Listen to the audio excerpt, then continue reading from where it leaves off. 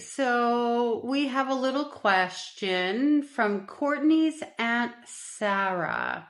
Why are the parents always toxic but not the kids? How old are the kids? Let's just start there. Are you saying little kids? Children?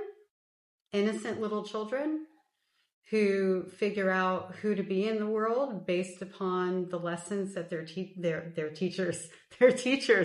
parents teach them? You know, that difficult 2-year-old or that 5-year-old who never liked their parent. Are we talking about that age of children? Are we talking about teenagers who are acting out, who are experimenting with things and their parents are sticking their head in the sand and not doing anything to help guide them safely through getting their knees scraped a little bit so they learn some good life lessons with good boundaries and stability? Are we talking about those kids? Are we talking about children under the age of 18? Because no, those kids aren't toxic. They're children. And they're still developing. And actually, our brains aren't fully formed until we're like 25 or 26. And parents have a lot of impact and a lot of years and a lot of time to guide their children into being functional, wonderful members of society or not. Golden children tend to end up being very toxic, because they're taught that they're entitled, and the way that they gain acceptance from a narcissistic parent, a toxic parent, is by behaving like they do, liking what they like, not liking what they don't like, meaning that if they have a sibling, they gang up with that parent against the sibling. That's what they're taught to do. And so they end up learning all these toxic behaviors. That's why I always use the word narcissistic, not always. Most of the time I use the word narcissistic or toxic over using the word narcissist, because not everybody, and in fact, not a lot of bodies who display narcissistic behaviors would actually test out, I don't think, as having narcissistic personality disorder. Some people, it's just learned behavior from a narcissistic parent who might have learned it from their actual NPD parent. We don't know, right? Like, we're not living in other people's lives to know exactly what's going on. My mother is toxic as fuck. She's a daughter. Well, was, because my grandparents are dead now. My grandmother was the original gaslighter, the OG, the original narcissist to my knowledge. And when I was growing up, I thought she hung the moon until I started to have a lens around some of her behaviors, including bringing me into the bed where my grandfather emmed me and she was present. I never put those dots together until the last few years, like really recently, how much a part of those moments she was, because I needed her to be my hero. I don't know that I would have emotionally survived if I thought otherwise as a child growing up.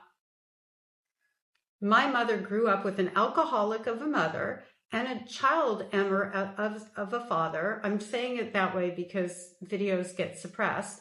And she turned out to be even worse than my grandmother, in my opinion, based on the things that she did to me, based on other things that I saw. I don't know that my grandmother actually turned into a verifiable convicted criminal. My mother did.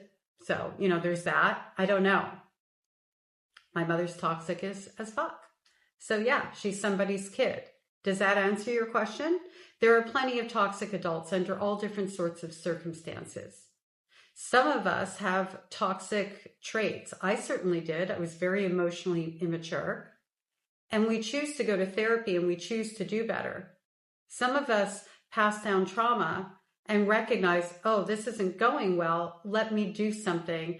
What part do I play in this? See, that's the difference between, I think, being toxic and not, is recognizing that you might have a part to play in it, and probably definitely do. In my case, I did with my children. I went to therapy. Thankfully, I had a support system to be able to do that. If not, I might have raised toxic children too, because I would have been role modeling behavior that was toxic. One dot connects to the other. And do you see the common thread there, though?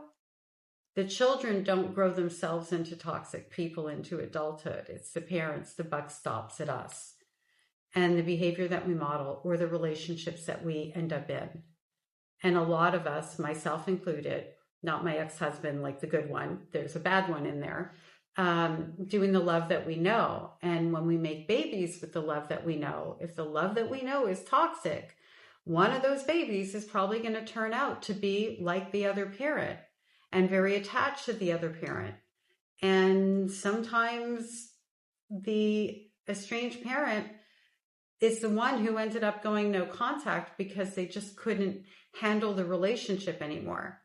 I've seen that happen, and it's devastating because it's not where they want to be, but sometimes that's just how the cookie crumbles because they aren't able to do anything to help their adult child, because when their adult child was forming, they weren't there running interference in a way that wouldn't have allowed that to happen. They do have a part to play.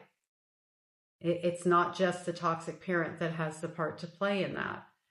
When that happens, I will say this. If that parent who just backs off for a while, likely goes to therapy, hopefully goes to therapy, takes some time, and that adult child who has those toxic behaviors, I'm not talking about the ones with like broken empathy like my mother, chances are that relationship will end up being repaired and they'll walk away from the toxic parent. It's not all black and white, you know, and that's my point of making this video for you. I kind of get a feeling for what you're looking for. And what I want to say to you is this. The majority of estrangements, as I know them to be, looking at statistics, reading studies, being a therapist who works with narcissistic family system survivors, is caused from the adult child needing to get away from the parent who refuses to respect their boundaries, heal their relationship, and take any sort of accountability. It's rarely just because of the things that happened in childhood. More often than not, the estrangements are caused by present time behavior. Just so you know. Anyway, thank you for the comment. I don't think it was said necessarily in a way that was all warm and fuzzy or really curious. I still thank you for it though, because it gives us an opportunity to have conversations around this. So again, thank you for being here and feel free to continue commenting.